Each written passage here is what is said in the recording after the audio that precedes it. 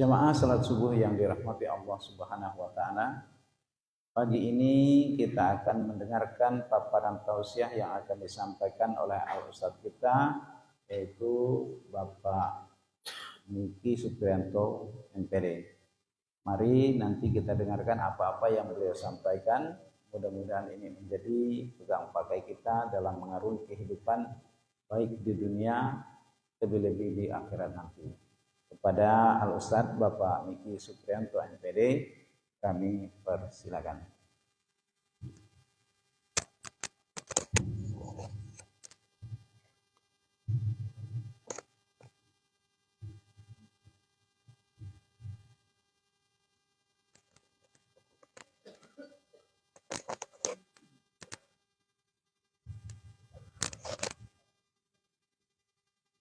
Bismillahirrahmanirrahim. Assalamualaikum warahmatullahi wabarakatuh. Innal hamdalillah nahmaduhu wa nasta'inuhu wa nastaghfiruh wa na'udzu billahi min shururi anfusina wa min sayyiati a'malina. May yahdihillahu fala mudilla lahu wa may yudlil fala hadiya lahu. Asyhadu an la ilaha illallah wa asyhadu anna Muhammadan abduhu wa rasuluhu la nabiyya ba'dah. Qala ta'ala fil Qur'anil Karim, a'udzu billahi minasyaitonir rajim. Bismillahirrahmanirrahim. Ya ayyuhalladzina amanu taqullaha awal tanzur nafsun ma qaddamat lighad. Taqullaha innallaha khabirun bima ta'malun. Sadaqallahu alazim. Jamaah yang dimuliakan Allah Subhanahu wa taala. Alhamdulillah, bersyukur kita kepada Allah Subhanahu wa taala yang senantiasa memberikan nikmat iman, nikmat Islam, nikmat sehat dan kesempatan sehingga kita bisa menjalankan kewajiban kita kepada Allah Subhanahu wa taala. Di antaranya adalah pada saat ini kita diberikan kesempatan oleh Allah Subhanahu wa taala untuk menjalankan salat subuh, yang mana ketika orang masih terlelap dengan tidur, namun Allah bangunkan kita, Allah hidupkan kita untuk menjalankan kewajiban kita kepadanya. Ini nikmat yang luar biasa, jemaah sekalian. Nikmat yang paling besar. Allah berikan kesempatan kepada kita untuk beribadah. Kita mari senantiasa kita syukur kepada Allah Subhanahu wa taala. Salawat dan salam semoga selalu tercurah kepada Nabi Muhammad sallallahu alaihi wasallam. Allahumma shalli ala Muhammad wa ala ali Muhammad, yang telah membawa risalah Islam hingga sampai kepada kita pada saat. Jemaah sekalian yang dimuliakan Allah Subhanahu wa taala, kita akan mencoba untuk memahami bahwa kehidupan kita ini akan terus bergulir. Namun dengan bergulirnya kehidupan kita membutuhkan rezeki dari Allah Subhanahu wa taala. Maka kita akan coba lihat ada pintu-pintu rezeki atau jalan-jalan rezeki yang Allah siapkan untuk kita. Di dalam Al-Quran Allah sampaikan kepada kita bahwa ada 8 jalan rezeki, ada 8 pintu rezeki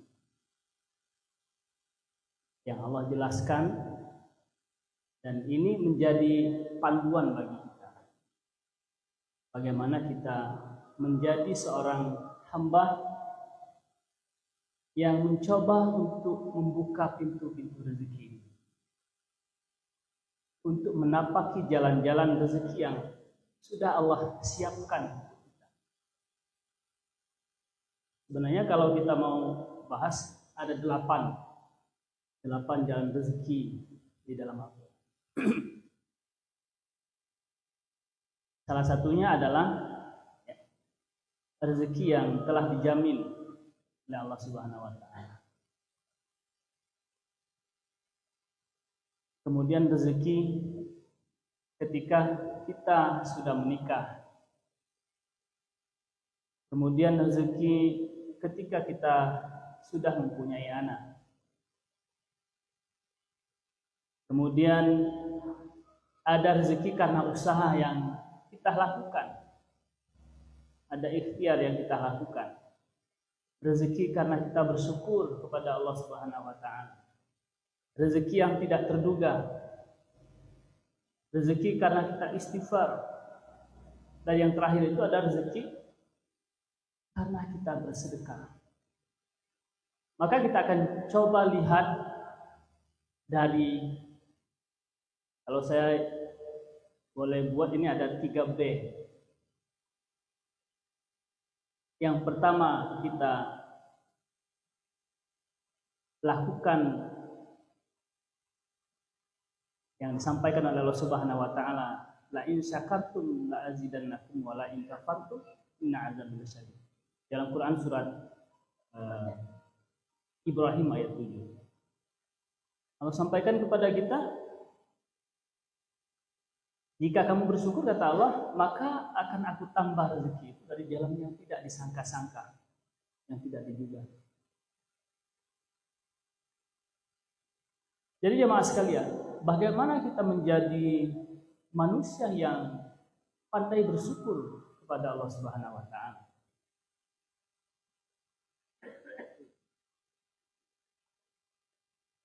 Bagaimana bentuk syukur yang harus kita lakukan? Sebagai manusia yang diciptakan oleh Allah Subhanahu wa taala dalam bentuk yang sempurna,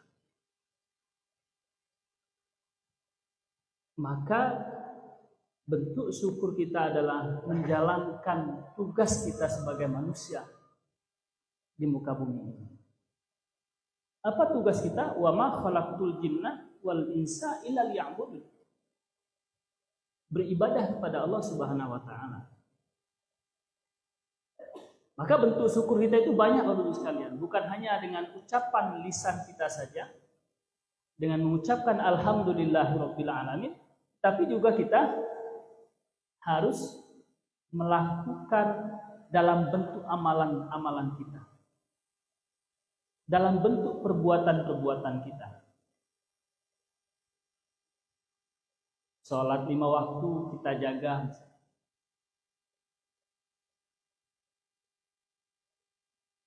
Kemudian kita melakukan sholat-sholat sunnah yang dianjurkan oleh Rasulullah SAW. Bahkan Allah menganjurkan. Ketika orang sedang nyenyak tertidur misalnya, kita bangun di tengah malam, kita sholat tahajud, kita sholat witir. Inilah bentuk-bentuk syukur kita kepada Allah Subhanahu wa taala. Bentuk terima kasih kita kepada Allah Subhanahu wa taala karena Allah telah memberikan banyak hal kepada kita. Banyak kebaikan-kebaikan kepada kita. Mari Bapak Ibu sekalian, kita senantiasa selalu menjaga syukur kita kepada Allah Subhanahu wa taala. Sekecil apapun kebaikan yang kita dapatkan, itulah pemberian Allah Subhanahu wa taala. Maka patut kita bersyukur kepada Allah Subhanahu wa taala sehingga kita tidak menjadi manusia kufur yang disebutkan oleh Allah Subhanahu wa taala. Kalau kita kufur kata Allah, maka sungguh azabku sangat pedih. Allah sudah hidupkan kita, Allah sudah berikan rezeki kepada kita, namun kita tidak sholat misalnya, tidak mau menambah ibadah kita dengan ibadah-ibadah sunnah lainnya. Mari kita bersama-sama selalu menjaga syukur kita kepada Allah Subhanahu wa taala. Mudah-mudahan dengan kesyukuran kita ini Allah selalu memberikan rezeki dari jalan yang tidak disangka-sangka. Kemudian B yang kedua, beristighfar.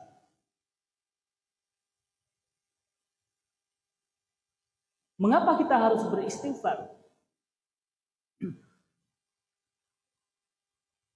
Bapak Ibu sekalian yang dimuliakan Allah Subhanahu wa taala, hampir setiap detik, hampir setiap waktu kita ini selalu berdosa kepada Allah Subhanahu wa taala. Kadang kita membicarakan orang lain,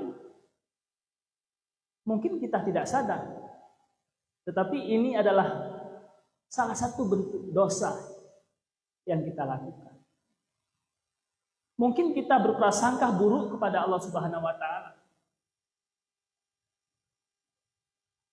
Atau bahkan kita lalai kepada Allah Subhanahu wa taala. Maka sebagai manusia, sebagai hamba Allah yang dhaif, kita memohon ampun kepadanya. Astaghfirullahaladzim. Astaghfirullahaladzim. Lebih panjangnya astaghfirullahaladzim allazi la ilaha illa huwal hayyul qayyum wa atubu. Allah perintahkan kita agar kita selalu memohon ampun kepada Allah Subhanahu wa taala. Kita lihat di Quran surat Nuh ayat 10 dan 11. Faqultus taghfiru rabbakum innahu kana ghaffara. Yursilis samaa 'alaikum midrar. Apa kata Allah? Beristighfarlah kepada Tuhan, sesungguhnya Dia Maha Pengampun.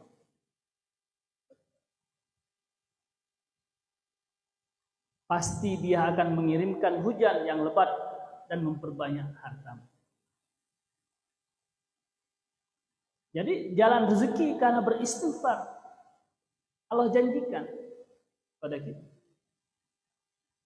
Maka dengan beristighfar, Allah akan ampuni dosa kita. Allah juga akan menambah rezeki kita, menambah harta kita, menambah kebaikan kepada kita. Kapan waktu istighfar yang paling baik yang dianjurkan oleh Rasulullah SAW? Dalam sebuah hadis yang disampaikan oleh Rasulullah SAW bahwa waktu istighfar yang paling baik itu menjelang subuh. Kalau kita berpuasa ya, setelah sahur atau sebelum sahur itu kita perbanyak istighfar kita. Berapa kali yang dianjurkan oleh Rasulullah SAW? Banyak riwayat menyampaikan ada yang 70 kali dan ada yang 100 kali. Kita beristighfar kepada Allah Subhanahu wa taala dalam satu hari.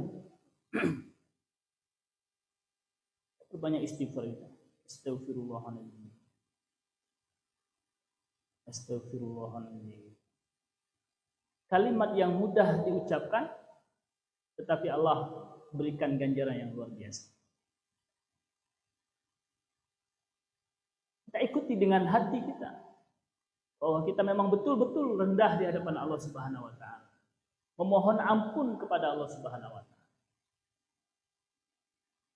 Astaghfirullahaladzim, astaghfirullahaladzim. Habis salat tahajud itu, Bapak Ibu sekalian. Salat tahajud kita perbanyak istighfar. Insyaallah. Jika kita perbanyak istighfar itu, kita akan mendapatkan kebaikan dari Allah. Kita diperintahkan untuk memohon ampun. Karena banyaknya dosa yang kita lakukan. Kita ini tidak lepas dari dosa. Kalau ada yang merasa tidak pernah berdosa itu sombong.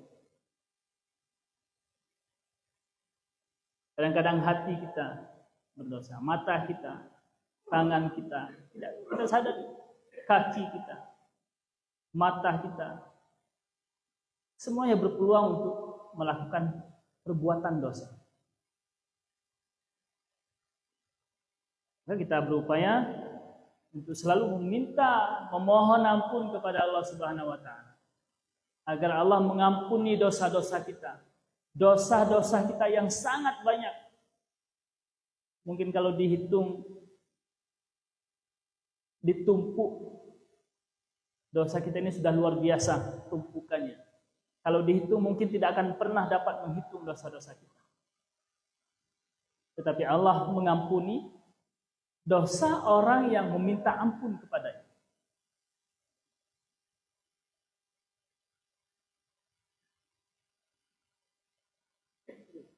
Insya Allah dengan istighfar kita, Allah akan ampuni dosa kita dan Allah bukakan pintu rezeki. Allah mudahkan jalannya.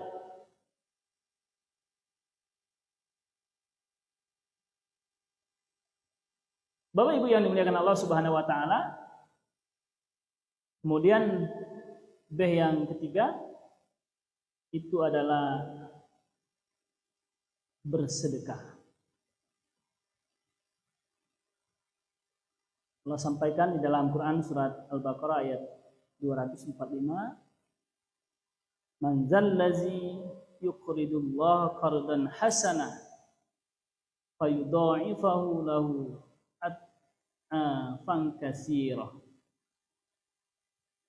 Kata Allah Subhanahu wa taala, siapa yang mau memberi pinjaman kepada Allah dengan pinjaman yang baik, maka Allah akan lipat gandakan dengan banyak. Siapa yang ingin memberikan pinjaman kepada Allah, Allah lipat gandakan hartanya. Maka bersedekah. Salah satu jalan untuk mendapatkan rezeki dari Allah Subhanahu wa taala, pintu rezeki Allah Subhanahu wa taala dengan bersedekah. Bersedekah ini Bapak Ibu sekalian, konsepnya kita jangan terlalu menuntut kita harus sedekah banyak. Saya harus sedekah 10 juta. Bagi yang mampu silakan. No problem.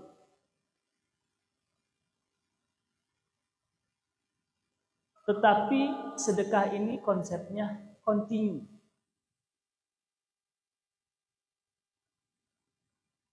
Kita sedekah misalnya 10 juta, cuman selama 5 tahun tidak pernah sedekah lagi.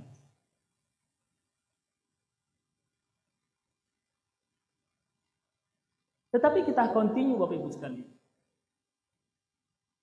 Kita sedekah misalnya setiap pagi waktu subuh itu 5.000 rupiah misalnya. Kita masukkan ke kotak amal. Tetapi continue setiap subuh kita. Ustaz, kami belum mampu 5.000. Berapa mampu? 500 rupiah misalnya. Silakan. Atau misalnya mau kita masukkan ke dalam kotak celengan kita yang ada di rumah supaya tidak repot, misalnya nanti kita masukkan. Setelah akhir bulan kita kasihkan masjid misalnya. Atau kita kasihkan kepada orang yang membutuhkan, miskin. Atau kita lihat misalnya ada pembangunan sekolah. Ini sekolah Islam misalnya kan. Kita ingin sedekahkan ke situ, boleh, silakan.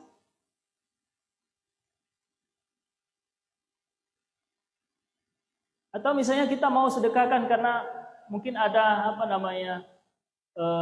kader-kader organisasi Islaman mau membangun gedung dakwahnya, kantornya misalnya kan, boleh, serahkan.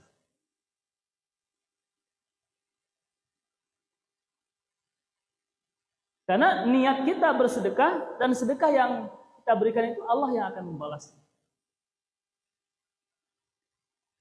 Kita gunakan, ya kita serahkan untuk hal-hal yang positif yang bisa dimanfaatkan umat, sehingga amalnya akan terus mengalir. Bagus sekali.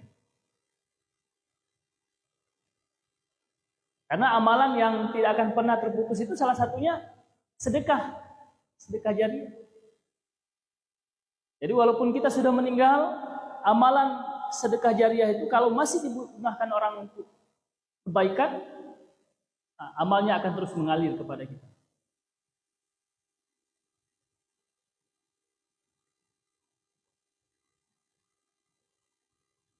Jadi konsepnya itu bukan siapa yang besar, siapa yang continue terus-menerus bersedekah, maka Allah akan ganti, Allah lipat gandakan. Apakah yang sedekah langsung setelah itu tidak sedekah lagi akan Allah balas? Tetap akan Allah balas.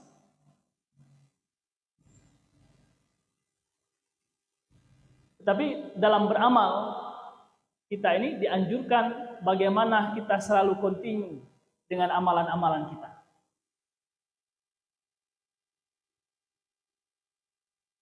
Kita continue dengan amalan kita, amalan sedekah kita, amalan sholat duha kita misalnya. Itu continue kita lakukan.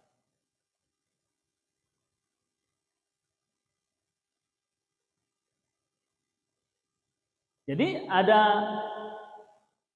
dua waktu yang dianjurkan oleh Rasulullah SAW, kita bersedekah waktu subuh dan pada hari Jumat. Itu dianjurkan oleh Rasulullah SAW untuk bersedekah. Kalau Jumat itu seminggu sekali gitu ya. Kalau subuh setiap pagi. Saya mau lakukan dua-duanya, boleh silakan.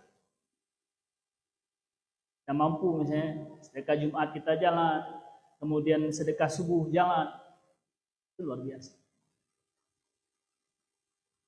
Maka siapa yang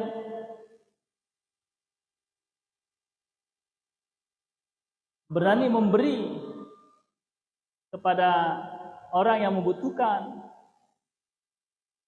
mengeluarkan hartanya untuk Allah Subhanahu wa taala, maka Allah akan ganti dengan yang lebih banyak lagi. Dilipat gandakan oleh Allah Subhanahu wa taala. Tapi boleh dimuliakan Allah Subhanahu wa taala, lebih-lebih Bapak Ibu sekalian, sebentar lagi kita akan masuk pada bulan suci Ramadan. Yang ini memang kita dianjurkan oleh Allah Subhanahu wa taala untuk memperbanyak amal ibadah kita. Dengan sedekah kita dilipat gandakan oleh Allah Subhanahu wa taala. Karena bulan Ramadan ini bulan yang dilipat gandakannya pahala kita. Nah, mudah-mudahan Allah memberikan kekuatan kepada kita, paling tidak kita bisa menjalankan 3B ini. Yang pertama apa tadi Bapak?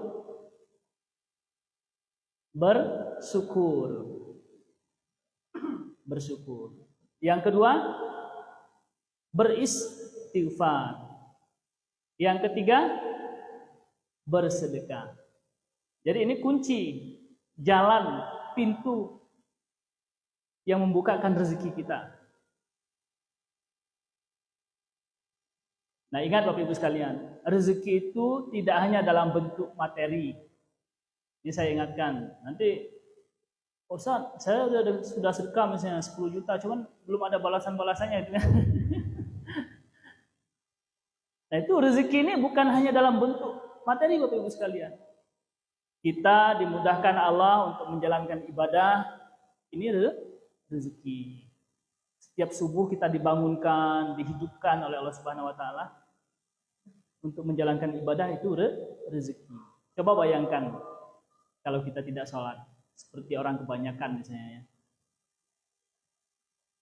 Betapa ruginya kita Bapak Ibu sekalian. Kalau kita sudah terbiasa dengan amalan-amalan kita, sudah terbiasa dengan sholat kita, sekali kita telat sholat itu luar biasa dalam hati kita ini. Merasa rugi sekali. Nah, kalau kita dimudahkan terus continue kita ke masjid, sholat 5 waktu misalnya, itu rezeki Bapak Ibu sekalian. Tidak semua orang yang Allah berikan kesempatan itu. Allah berikan kesempatan kita belajar baca Quran, mudah paham membaca Al-Quran, mudah dalam mengucapkan ayat-ayat Al-Quran, itu rezeki yang tidak bisa kita hitung nilainya. Urusan kita dimudahkan oleh Allah Subhanahu wa taala. Kita diberikan kesehatan. Anak kita sehat, mudah dalam menuntut ilmu. Itu rezeki. Dan tidak menutup kemungkinan rezeki itu Allah berikan karena sedekah kita, karena istighfar kita, karena kita bersyukur kepada Allah Subhanahu wa taala. Jadi Bapak-Ibu sekalian, kita harus rubah mindset kita, cara berpikir kita, bahwa rezeki yang Allah berikan itu tidak dalam bentuk materi yang kita harapkan, misalnya uang, emas, misalnya, tidak. Bukan begitu. Maksudnya setiap kebaikan yang kita miliki, yang kita dapatkan dari Allah, itu rezeki dari Allah Subhanahu wa taala. Dimudahkan semua urusan kita. Bapak Ibu yang dimuliakan Allah Subhanahu wa taala, karena sudah jam 6 lewat ini. Mohon maaf, ya mudah-mudahan di lain waktu kita bisa kupas. Ada 8 sebenarnya jalan rezeki yang ada di dalam Al-Quran. Ya mudah-mudahan dengan yang 3 ini bisa kita continue menjalankan. Dan insya Allah lebih banyak manfaat. Dan Allah akan bukakan rezeki kita insya Allah. Demikian, subhanakallahumma wa bihamdika, asyhadu an la ilaha illa anta, astaghfiruka wa atubu ilaik. Assalamualaikum warahmatullahi wabarakatuh.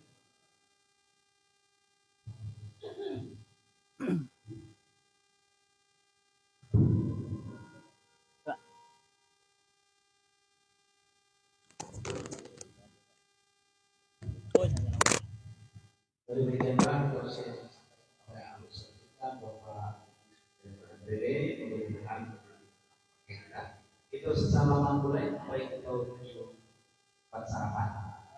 Ini Jumat terakhir ini. Jumat terakhir di bulan Syawal.